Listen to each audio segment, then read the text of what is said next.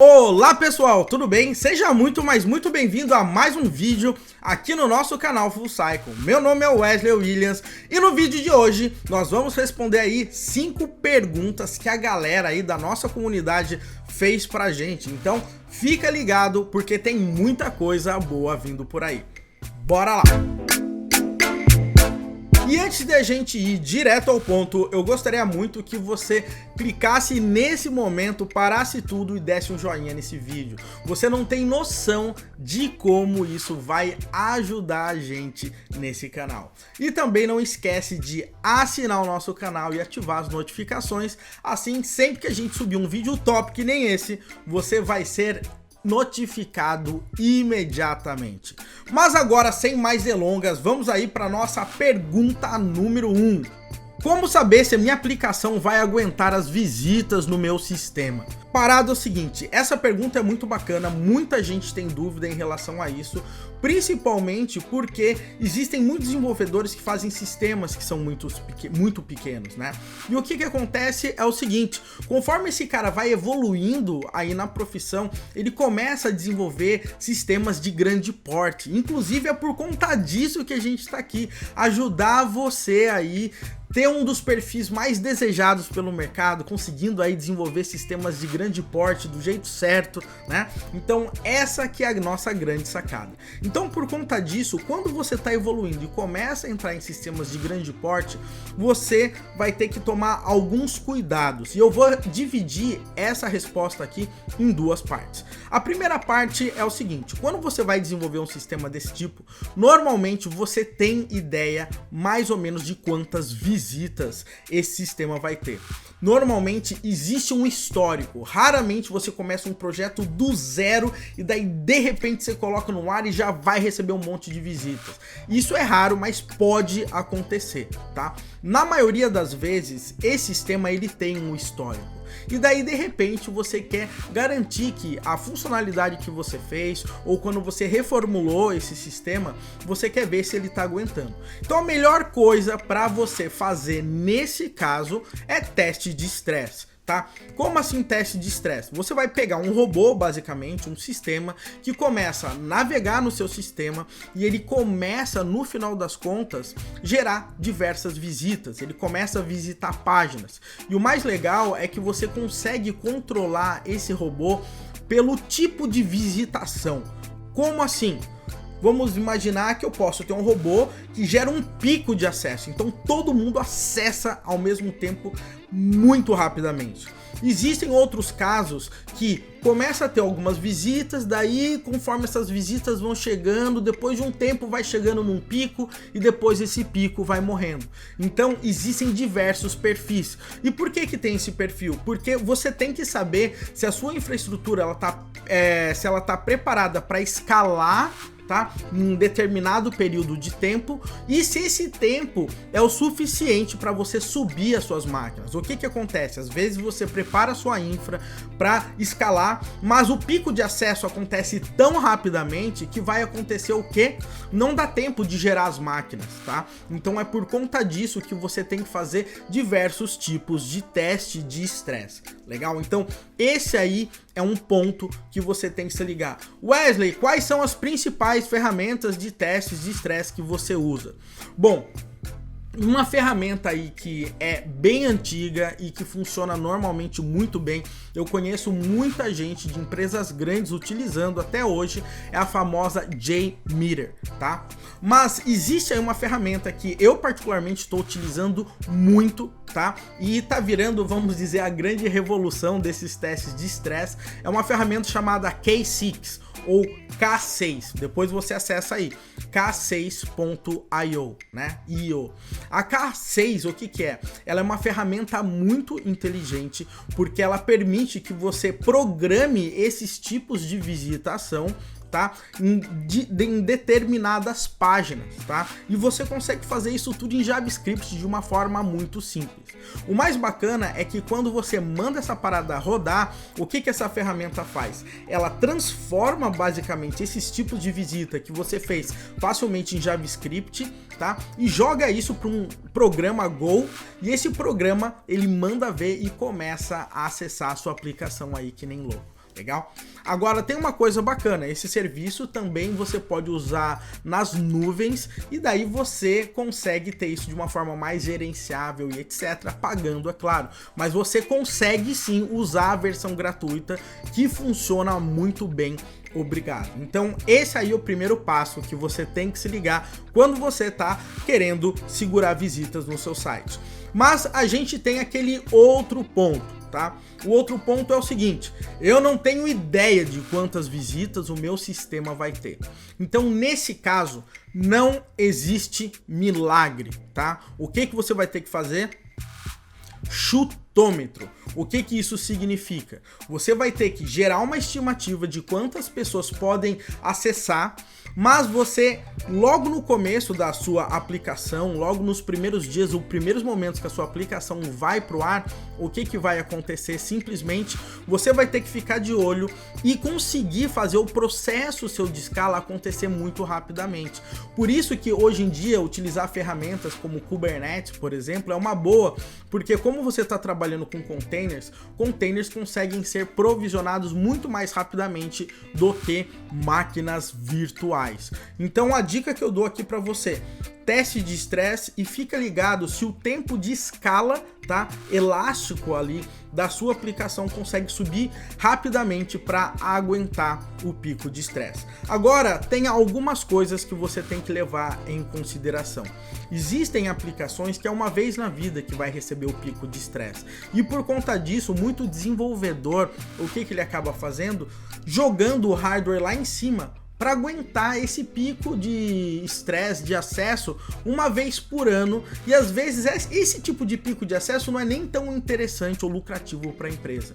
Então nesse caso, tem que tomar cuidado e gerar um equilíbrio versus risco, o quanto você vai querer gastar ou o quanto você vai jogar na conta do seu cliente para ele segurar isso. Então a melhor forma de você fazer isso hoje, nos dias de hoje, é ter um processo muito rápido de escala horizontal e de escala vertical. Obviamente eu recomendo para você trabalhar com containers, beleza? Então tá aí algumas dicas, espero que tenha sido útil.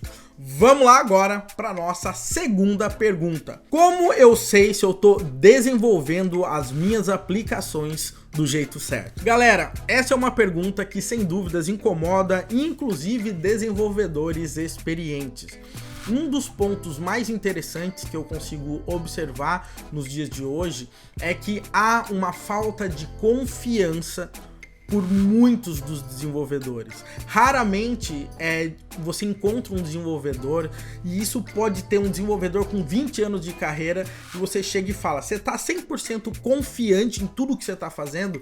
Então esse processo de confiança acaba gerando esses tipos de problema. Quando você faz uma aplicação, a aplicação ela tá funcionando, tá aguentando as visitas, mas mesmo assim você tem, sei lá, vergonha de mostrar esse código para o seu colega de trabalho, ou às vezes você fica naquela dúvida, será que eu fiz do jeito certo? Será que isso está num padrão certo? Então a dica que eu dou aqui para você é o seguinte: primeira coisa, não existe padrão que supere uma arquitetura muito bem feita. Lembre-se, a arquitetura de software, ela veio para ajudar você a economizar, a você conseguir garantir com que o seu software ele seja sustentável por um grande período de tempo, tá? O software ele veio para gerar economia para a empresa e mais produtividade, e não para você ficar refazendo ele o tempo todo para você se sentir bem que você tá seguro, tá? Agora tem um ponto importante. Como que eu posso saber se realmente eu tô seguindo algum padrão que realmente é comum na comunidade da linguagem que eu uso, tá? Então o que acontece? Nesse caso, eu recomendo que você faça o seguinte: acesse a maior quantidade de projetos que existem naquela linguagem ou naquele framework que você está programando e navegue, tente entender cada detalhe, até mesmo a nomenclatura das variáveis, se o cara está trabalhando com camel case, se ele está usando underline, não interessa, tente adotar esses padrões, porque normalmente você sempre vai querer fazer parte de uma comunidade, você sempre vai tentar seguir um padrão que a comunidade daquela linguagem está seguindo, tá? Então Então, essa que é a dica para você. Tente encontrar boilerplates, né, estruturas de sistemas prontos para que você consiga ver como que a galera tá desenvolvendo. Só para vocês terem uma ideia. Eu sou desenvolvedor Go, mas muitas vezes eu tô querendo adotar uma arquitetura um pouco diferente no meu sistema para ficar um pouco melhor. E eu percebo que os meus sistemas muitas vezes estão um pouco diferentes da estrutura que outros sistemas que normalmente eu navego estão. Então nesse momento, ou eu confio no meu taco e falo, olha, eu sei que aqui não tá tão igual o padrão como todo mundo tá trabalhando, mas eu tô confortável porque tá fácil para eu dar manutenção, tá legal. Então nesse caso eu não me incomodo, tá? Mas eu sempre tento entender como as coisas estão fazendo. Por exemplo, ultimamente eu tenho navegado muito no projeto do Kubernetes e ver como que os desenvolvedores estão programando. Tem algumas coisas muito legais de como eles organizam o código. Então eu tô tentando sempre seguir essas linhas. De qualquer forma, é impossível você se sentir 100% confiante, mas eu digo, a melhor confiança que você pode ter é sistema sustentável rodando no ar. Beleza? Agora vamos aí para nossa pergunta número 3. Como deixar o meu perfil mais atraente para as empresas que me procuram? Vamos lá, galera. Hoje em dia, a gente sabe que o mercado de TI ele tá bombando no Brasil. E infelizmente existem muitos desenvolvedores que estão desempregados, então é até um pouco estranho entender o porquê que essa galera tá desempregada. De acordo com a experiência que eu tenho aí, eu tenho 2 escolas rolando e eu conheço desenvolvedores desempregados, desenvolvedores empregados, eu conheço galeras de empresas e o que eu tenho percebido aí nos últimos tempos é o seguinte: muito povo, né? Muita gente, muitos desenvolvedores que não conseguem emprego, né? Eles simplesmente têm alguns problemas. O problema que eu considero o principal é que ele não consegue nem sentar numa mesa para conversar com desenvolvedores desses times, dessas empresas que eles gostariam. Nossa, Wesley, mas por que eles não conseguem nem sentar nessa mesma mesa e bater um papo? Ele não consegue, não pelo fato dele não saber programar, mas esse cara, ele não consegue porque ele não sabe e não entende o ecossistema que está em volta do mundo da programação. Hoje em dia, o desenvolvedor ele não tem que saber apenas mais desenvolver, ele tem que entender padrões, ele tem que entender processos de trabalho, ele tem que entender um pouco mais em relação até mesmo à infraestrutura, de como ele está trabalhando, como ele faz um deploy, como que ele consegue medir o ROI da aplicação, como ele consegue monitorar. Então esses tipos de coisa faz muita diferença. E perceba, isso não tem nada, não digo que não tem nada a ver com desenvolvimento, mas necessariamente não tem a ver com codificar. Então, às vezes, você, meu querido desenvolvedor, fica ali um tempão tentando aprender cada vez mais frameworks. Por que você não aprende mais sobre integração contínua, padrões de projetos, padrões de arquitetura, como que você faz para monitorar uma aplicação, como que você consegue manter uma aplicação mais resiliente? Então, esses tipos de coisa, assim, faz muita diferença mesmo. Então, às vezes você até, por exemplo, consegue programar melhor, né, codificar melhor do que um desenvolvedor que está numa empresa grande, mas esse desenvolvedor, ele sabe trabalhar com code review, ele sabe o que é um SonarQube, esse cara sabe entender de um processo e colocar um pipeline de integração contínua no ar, ele já teve a oportunidade de trabalhar com Elastic Stack, com Datadog, com New Relic da vida, ele consegue gerenciar, utilizar um APM, ele consegue criar documentações decentes para a aplicação. Então perceba, tudo hoje em dia vai além do mundo da aplicação e por isso, inclusive, que o nosso canal se chama Full Cycle, né? Basicamente é a arte de você conseguir desenvolver aplicações de ponta a ponta, desde a arquitetura até o desenvolvimento, teste, deploy, monitoramento e como você vai suportar a sua aplicação. Então lembre-se, nem só de programar vive o programador. Realmente é possível se tornar um full cycle developer. Vamos lá, galera. Uma coisa que eu tenho percebido ultimamente é que tem gente que fica ali naquela sensação: não, essa parada é impossível saber tudo, né? Você vai saber tudo porcamente. Será que dá para ser um full cycle developer e etc, da forma como o Wesley fala, como a Netflix fala, como as empresas estão exigindo nos dias de hoje? Galera, é totalmente possível, tá? Ser um full cycle developer não significa dominar 1 trilhão de ferramentas. Ser um full cycle developer significa conseguir fazer a entrega de uma aplicação, conseguir desenvolver, entender como essa aplicação ela vai funcionar e como que você consegue entregar de uma forma inteligente essa aplicação. Às vezes um tipo de aplicação é tão crítico que você vai ter que entregar um deploy em pequenas porcentagens. Primeiro eu vou fazer um deploy de 10%, de 20%, de 30%. Eu vou monitorar para ver se a comunicação está funcionando bem. Eu vou verificar como é que está o feedback do usuário. Eu vou verificar os logs para ver se essa aplicação está rodando conforme eu esperava. E depois eu vou tirando a versão antiga dessa aplicação e boto uma nova no ar. Para isso, eu tenho que entender como é que eu monitoro. Eu tenho que ter facilidade, eu não posso mais sentir medo na hora de eu fazer o deploy. Então, por conta disso, o Full Cycle, ele entende dessas principais tecnologias e ferramentas que ajudam você a desenvolver uma aplicação escalável. Você não precisa ser nenhum gênio para ser um Full Cycle Developer.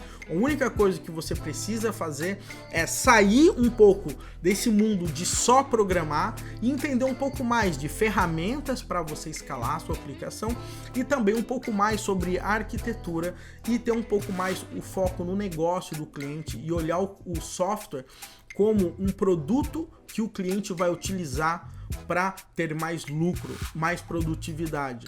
Porque no final das contas é isso que a gente entrega nos dias de hoje. Então, bora aí se tornar um Full Cycle Developer. Ser desenvolvedor full stack ainda está em alta? Vamos lá, galera. Essa aí é uma outra polêmica, né? Eu não gosto de ficar o tempo inteiro usando siglas assim, né? Colocando etiquetas nas pessoas. Esse cara é um full cycle developer. Esse cara é um full stack developer.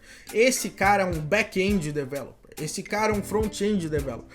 Eu não gosto de ficar separando muito dessa forma.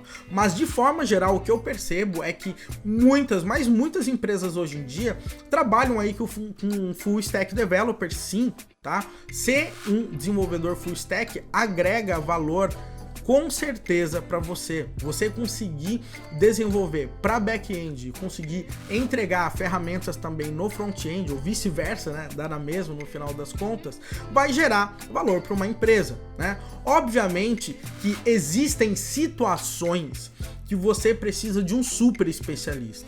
E nesse caso, o full stack developer não necessariamente vai conseguir resolver. Então, normalmente, eu penso no full stack como uma situação 80-20, tá? Para 80% dos casos, né, você vai conseguir trabalhar com full stack developers, tá? Esse desenvolvedor full stack, ele vai conseguir fazer a sua aplicação, ele vai conseguir entregar a sua aplicação, esse cara aí, ele vai manjar de back-end, de front-end, aquelas coisas de dia a dia que você vai desenvolver. Porém, existe aí, mais ou menos, sei lá, uns 20% de situações que você precisa de um cara super especialista para resolver algumas coisas ali extremamente pontuais, né? Seja no back-end quanto no front-end. Então aquela história, full stack resolve todos os meus problemas? Não, mas uma grande parte dos seus problemas com certeza vai resolver. Eu prefiro no dia a dia trabalhar com desenvolvedor full stack do que com um monte de desenvolvedor especialista. Não jogando fora a situação de desenvolvedores especialistas. Eu sou um desenvolvedor especialista em muita coisa, inclusive. O grande ponto aí é o seguinte: o que vai trazer mais valor para sua empresa na maior parte do tempo? Pensa com o olhar do dono da empresa, do CTO, né? Se 80% do meu trabalho são coisas que um full stack developer de mercado consegue resolver, por que eu vou ficar duplicando as contratações? Então, nesse caso, um full stack developer vai resolver minha vida. O que não der para eu resolver, eu contrato especialistas para me ajudar. normalmente pago mais caro por isso, vai depender aí da experiência, mas de forma geral, galera, ser full stack sem dúvidas está em alta. Na realidade, na minha opinião, é algo que não tem mais volta, faz muita diferença hoje em dia, sim, um desenvolvedor ser um dev full stack. Obviamente, nem todo mundo é obrigado a concordar comigo, então logo abaixo aí, escreve o que você achou desse vídeo. Você acha que dá para ser full cycle? O que você acha de full cycle developers? O que você acha de full stack developers? Então deixe aí também o seu comentário e não esquece, tá? Dá um joinha aqui nesse vídeo, isso vai nos ajudar bastante e assina o nosso canal. E até então no nosso próximo quadro, perguntas e respostas aqui do canal Full Cycle. Bora aí, um grande abraço e vamos lá!